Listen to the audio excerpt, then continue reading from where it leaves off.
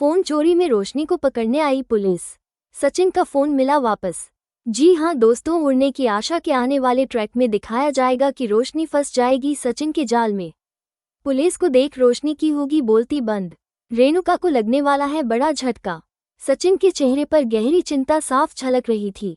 उसका mobile phone कहीं खो गया था और उसके अंदर केवल नंबर या तस्वीरें ही नहीं बल्कि ऐसा डेटा भी मौजूद था जिसे अगर कोई गलत हाथों में दे दिया जाए तो उसकी जिंदगी बर्बाद हो सकती थी। सबसे बड़ा डर उसे उस वीडियो का था जो किसी ने देख लिया तो घर का चैन और रिश्तों की नींव हिल जाएगी।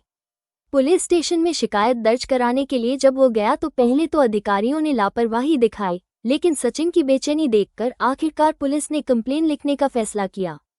सचिन उम्मीद की एक किरण देख रहा था कि शायद अब उसका खोया हुआ फोन मिल जाएगा, लेकिन उसे ये अंदाजा नहीं था कि उसकी दुनिया बदलने वाली है। कुछ ही देर में पुलिस ने फोन की लोकेशन ट्रेस करनी शुरू कर दी। लोकेशन देखकर सब हैरान रह गए। वो देशमुख हाउस की तरफ इशारा कर रही थी। पुलिस तुरंत कार्रवाई में जुट गई और सचिन को भी अपने साथ ले लिया। जैसे ही पुलिस गाड़ी देशमुख हाउस के सामने रुकी, सचिन का चेहरा सफेद पड़ गया। उसकी सांसें तेज हो गईं।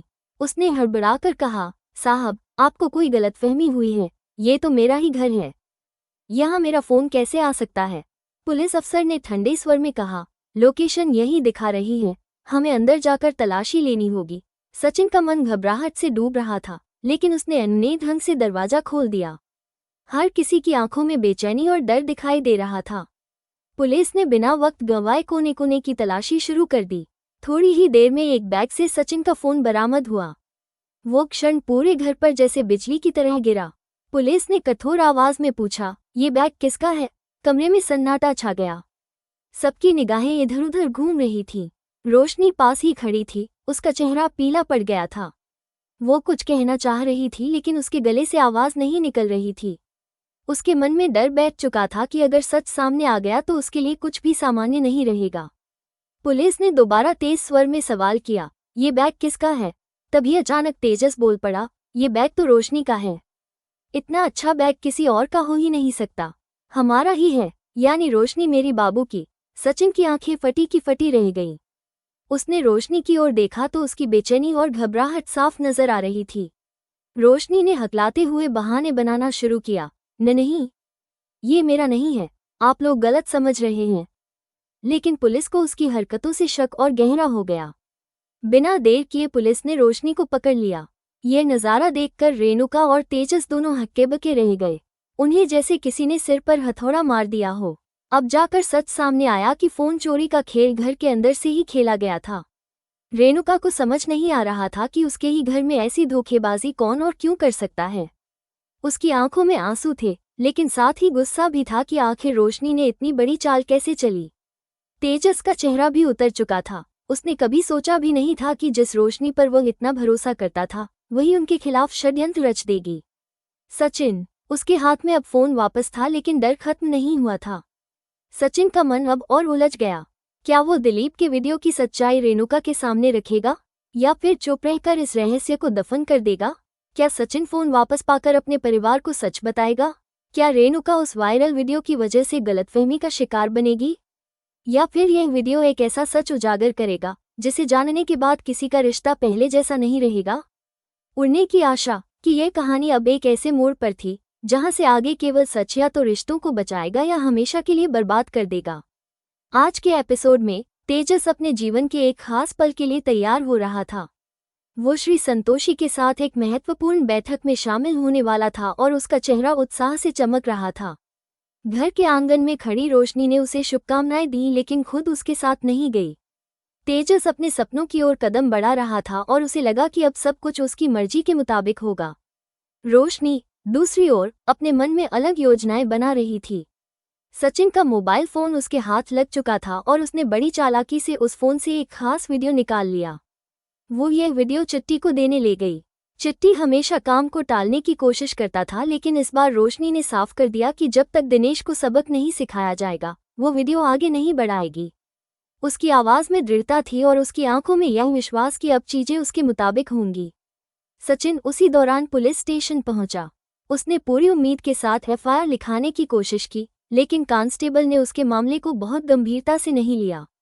कांस्टेबल को लगा कि फोन खोना कोई बड़ी बात नहीं है, लेकिन सचिन के लिए फोन सिर्फ एक साधन नहीं था, बल्कि उसके व्यवसाय की नींव था। उसके बिना उसका काम रुक सकता था और सबसे बड़ा डर उसे उसी वीडियो को लेकर था। उसे हर पल लग रहा था कि अगर यह वीडियो बाहर आया तो दिलीप और उसके परिवार को बड़ी परेशानी का सामना करना पड़ सकता है। समय बीतता गया और अचानक खबर आई कि दिनेश को चिट्टी के गिरोह ने पकड़ लिया है। दिनेश को ऐसा सबक सिखाया गया कि वो अब किसी के साथ दुर्व्यवहार करने से पहले 100 बार सोचेगा। रोशनी को जब ये बात पता चली तो उसने राहत की सांस ली और चिट्टी पर भरोसा जताते हुए वीडियो उसे सौंप दिया। लेकिन चिट्टी के इरादे कुछ और थे। उसने वीडियो अपने पास रखा और सोचना शुरू किया कि इसका उपयोग करके कैसे वो सायली और दिलीप की जिंदगी को कठिन बना सकता है। उधर सचिन घर लौटा। उसके हाथ खाली थे और उसने कहा कि उसे मोबाइल फोन कहीं नहीं मिला। सायली ने उसके चेहरे पर चिंता देखी और समझ नहीं पा रही थी कि आखिर एक फोन खोने से कोई इतना परेशान कैसे हो सकता है। सचिन ने उससे वीडियो का जिक्र नहीं किया। उसके दिल में यही डर था कि अगर उसने यह बात कह दी तो घर में और तनाव पैदा हो जाएगा। वो चुपचाप सब सहते रहा और बाहर से सामान्य दिखने की कोशिश करता रहा। शाम का समय था। घर की रसोई में सायली काम कर रही थी। अचानक छत से एक छिपकली गिरकर उसके सिर पर आ गई। सायली घबरा गई और जोर से चीख पड़ी। इस घटना से पूरे घर में हलचल मच गई। थोड़ी देर बाद रोशनी और तेजस के साथ भी ऐसा ही हुआ। ये सब अजीब सा संयोग लग रहा था। रोशनी ने इंटरनेट पर खोजबीन की और पता किया कि अगर छिपकली इंसान के शरीर पर गिर जाए तो उसे अलग संकेत माना जाता है। उसने तुरंत यह बात रेणुका को बताई और कहा कि यह भविष्य में कुछ बदलने का संकेत हो सकता है। उसके मन में अजीब सा विश्वास बैठ गया कि आने वाले समय में सायली को कठिनाइयों का सामना करना पड़ेगा, खासकर जब वीडियो लीक होगा। सायली को इन घटनाओं का ज्यादा मतलब नहीं समझ आया, लेकिन वो सचिन की परेशानी को समझने की कोशिश करती रही। उसकी सहेली जूही ने उसे सुझाव दिया कि क्यों न वो अपने पति के लिए एक नया मोबाइल फोन खरीद ले। इससे सचिन को कम से कम काम में दिक्कत नहीं होगी और उसका मन भी हल्का हो जाएगा।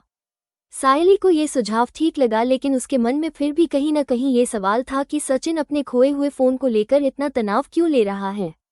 दूसरी ओर शिखा ने रोशनी के बदलते व्यवहार को गौर से देखा। उसे लगा कि रोशनी सचिन और सायली के साथ सही नहीं कर रही है। शिखा के मन में संदेह बढ़ता जा रहा था और वो सोच रही थी कि रोशनी आखिर क्यों इतनी जिद कर रही है और बार बार सचिन के मामलों में दखल दे रही है। लेकिन रोशनी अपने ही विचारों में डूबी हुई थी। उसके लिए अब केवल वही योजनाएं महत्वपूर्ण थीं जो उसने अपने मन में बना रखी थीं। वो सचिन और सायली की चिंता किए बिना अपने स्वार्थ को प्राथमिकता देती रही। घर का माहौल धीरे धीरे बदल रहा था। हर किसी के मन में चिंता, रहस्य और शक की परतें गहराती जा रही थीं। सचिन के फोन की खोज अब सिर्फ एक साधारण घटना नहीं रह गई थी, बल्कि यह आने वाले समय में पूरे परिवार की किस्मत बदलने वाला मोड़ बन चुका था। हर किसी की जिंदगी में अनिश्चितता बढ़ रही थी। रोशनी अपने रास्ते पर थी, चिट्टी अपनी योजनाओं में व्यस्त था और सचिन हर पल डर में जी रहा था।